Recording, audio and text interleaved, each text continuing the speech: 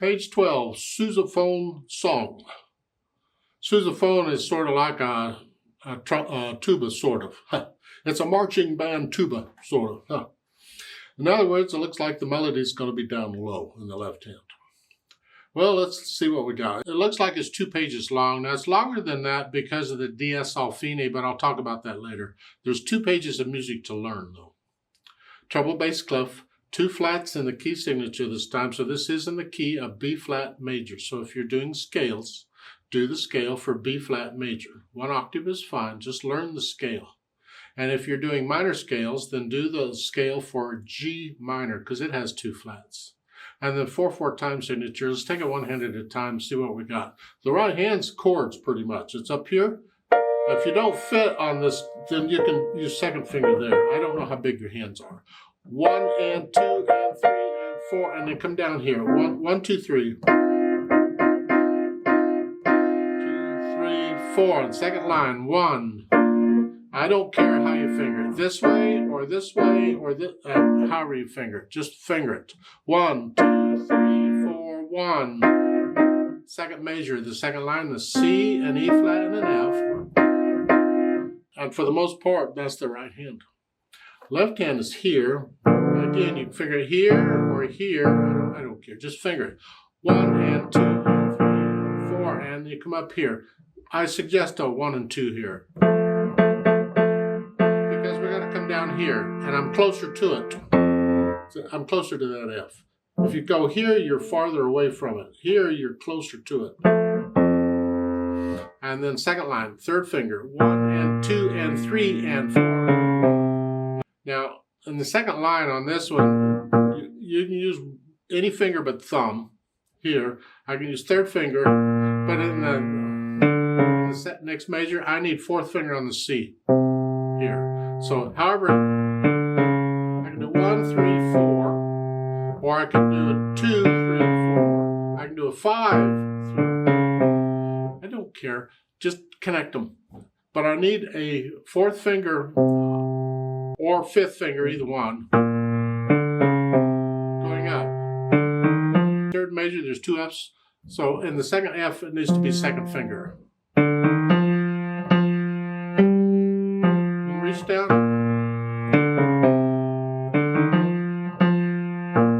Like so, because I want to connect those notes. And then the last line, we're down here. 2, 1.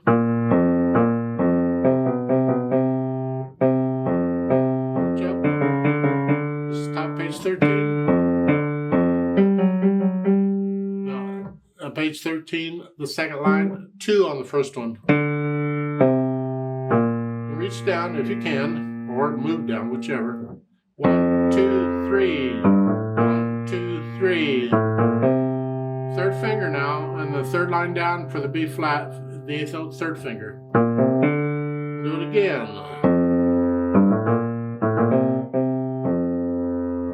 So let's put the hands together. Oh, okay, something like that. Yeah. 1 and 2 and 3 and 4 and 1 and 2 and 3 and I get the left hand up here ready to go while the right hand's playing. So I only need to worry about moving the right hand. 1. So both hands together. I have an F and an A C, an E flat, and an F. All together. 1, 2, 3, 4. 1.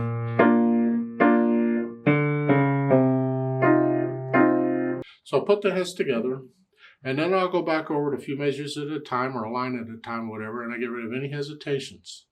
Keep it slow is fine, but no hesitations. Then I add the articulation. We have staccatos, slurs, accents, all kinds of the accents. Play a little louder. So it's like the natural accents. 1, 2, 3, 4. Except here, they don't want just natural accents. They want stronger accents, so they're accenting it. And then third measure. And then the second line, I'm connecting this. Lift up. Lift up. Lift up. I'm lifting up for the phrasing in the left hand. The right hand is staccato here.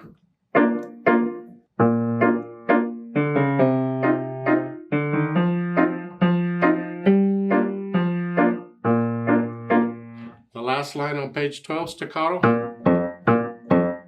Flex at the wrist.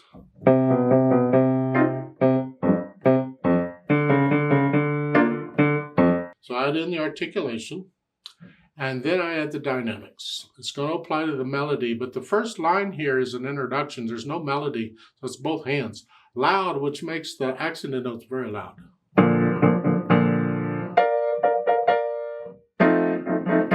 And then the second line, the melody's in the left hand, and they're giving you two different dynamics. They don't need to do that. That's the dynamic needs to be between the stabs, and it applies to the melody. And the melody is mezzo forte, MF, sort of loud. Everything else is in the background. So you do it automatically anyway.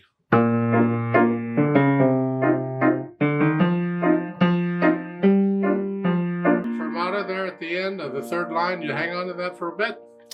I would suggest we don't right now. Just hold it 2 counts and go on.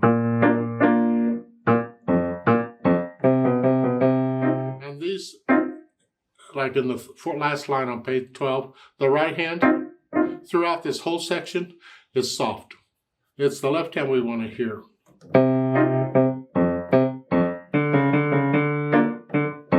And then after I do the dynamics, I add the speed.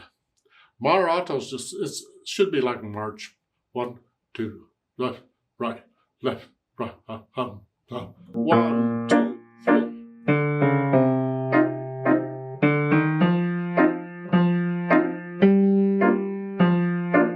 1, 2, somewhere in the middle is fine.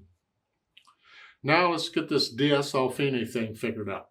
You will notice at the end of the first line, there's a double bars. That is the musical symbol of a section.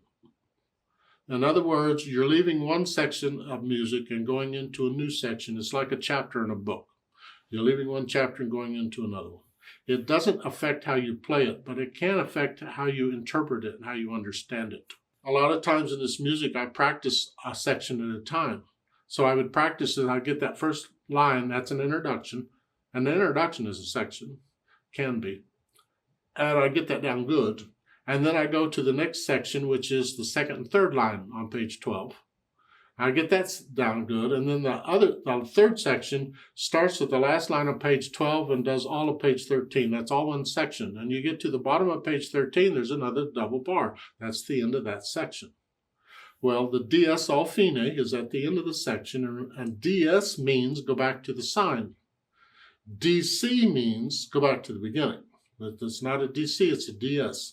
The sign is at the beginning of the second line on page 12. In other words, when we go back, we're not going to do the introduction again. We go back to the song. The al fine means go to fine, and fine is the end of the third line on page 12. You notice there's a thin and thick bar line. That's the symbol for the end of a piece, and that's why it's there. So the piece ends there eventually. Well, that takes us back to the fermata. I told you, first time through, skip the fermata, just hold it 2 counts and go on. Well, after you do the DS and do it at the end, when you're done, then you hold it out. So I don't recommend doing the fermata in the middle.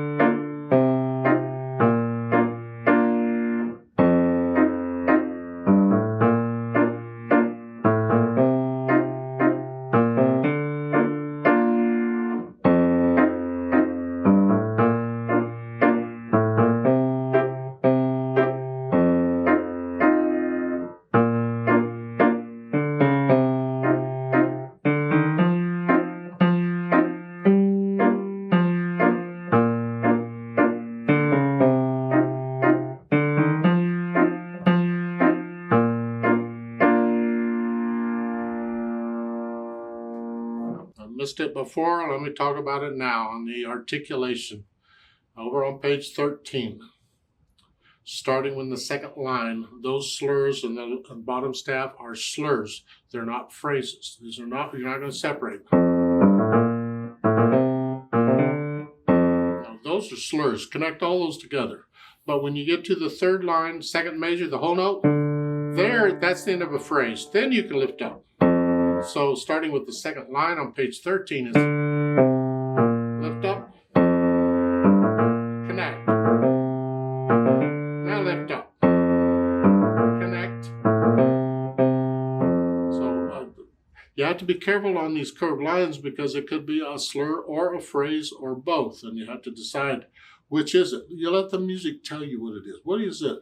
I don't need phrases here. That's not a complete thought, but the whole thing together is lift up. So there's two phrases there, and that's why I would phrase them that way. I'd play them that way. Keep in mind the written music that you see is a schematic, a general guide of what the composer or editor had in mind for you. You take what's there and you turn it into music. That's why we have the natural accents. That's why we feel the phrases.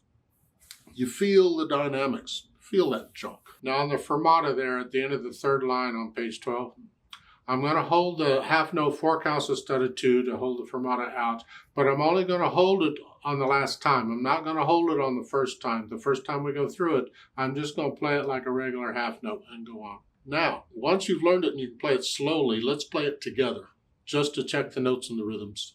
I'm not doing any dynamics, but I will do the phrasing and the staccatos, and we're going to do the dies al fine, so I'll give us 4 counts.